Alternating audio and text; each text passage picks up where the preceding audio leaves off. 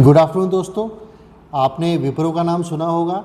विप्रो की स्टोरी भी सुनी होगी आपने कि 10,000 रुपीज़ के अगर आपने शेयर ले लिए होते 100 शेयर्स 1980 में, तो आज उनकी जो वैल्यू होती है वो 535 करोड़ थी। जी हाँ दोस्तों, अगर नहीं सुनी है तो आप कहीं ना कहीं यूट्यूब वगैरह में सर्च कीजिएगा, ये कहानी सच है।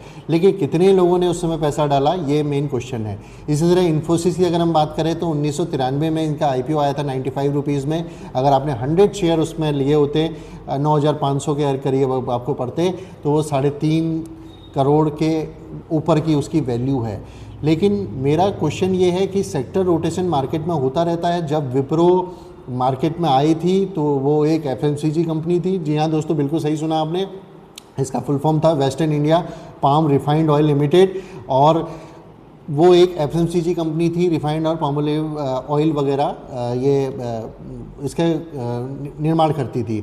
लेकिन जो असली ग्रोथ आई वो IT इंडस्ट्री में आई। उसने ढेर सारे बोनसेस और स्प्लिट दिए। अगर बताते हैं कि 100 शेयर उस समय लिए हुए, आज आपके पास 96 लाख के शेयर वो स्प्लिट और बोनसेस मिला के आपके पास हो जाते। तो इस तरीके का वेल्थ क्रिएशन भी हो सकती है।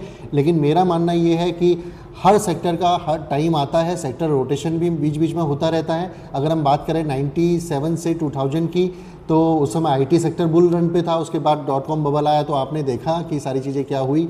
और 2003 से 2007 का टाइम था वो रियल इस्टेट और पावर सेक्टर का था। 2009 से 14 फार्मा हमारी मार्केट को ऊपर ले गया। 15 से 18 फाइनेंशियल का टाइम था। 18 से 21 केमिकल्स का टाइम था। और 21 से 25 हमारा PSU कंपनीज़ या EV इलेक्ट्रिक व्हीकल कंपनीज़ या पावर सेक्टर या फिर डिफेंस सेक्टर ने हमें आगे ले गया। तो आगे कौन सा सेक्टर होगा ये मुझे तो नहीं पता। अगर आपको पता है तो कमेंट बॉक्स में ज़रूर बताइएगा। लेकिन मेरा क्वेश्चन फिर से वही है कि अगर विप्रो आपने ना लिया होता तो कहीं ना कहीं आप सत्यम भी ले चुके होते, जो कि बैंकरप्ट हो गई थी। बाद में टेक महिंद्रा ने उसको एक्विजिशन किया। या फिर अगर हम बात करें तो हर्षद मेहता से पहले की अगर बात करें तो बहुत सारे ऐसे ग्रुप थे, जैसे मफतला ग्रुप था, रिलायंस अनिल अंबानी वाला ग्रुप था, किंगफिशर ग्रुप था, SR ऑयल का ग्रुप था, JP ग्रुप था, वीडियोकॉन ग्रुप था, फ्यूचर ग्रुप जो किशोर बियानी जी का एक ड्रीम प्रोजेक्ट था, वो सारे बैंकरप्ट हो चुके थे दोस्तों। और अगर हम हर्षद मेहता की बात करें तो उन्होंने जो मेन होल्डिंग कंपनीज में ली थी वो ACC और वीडियोकॉन और स्टेट लाइट इंडस्ट्रीज़ में उनकी मेन होल्डिंग थी।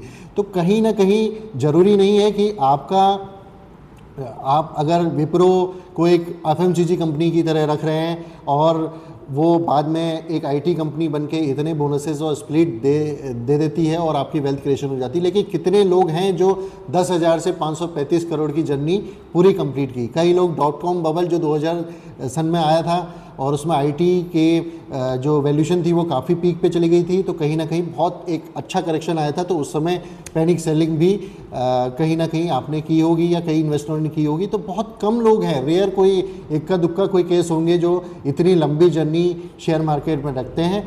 लेकिन ज़रूरी नहीं कि वो विप्रो में ही होते, तो वो कहीं ना कहीं टेक जाइंट उस समय सत्यम भी था। सत्यम में अगर उन्होंने पोजीशन ली होती तो वो आज शेयर की वैल्यू 0 थी। तो इसी तरह की वीडियोस के लिए लाइक कीजिएगा, हम ऐसी वीडियोस बनाते रहेंगे। Thank you so much.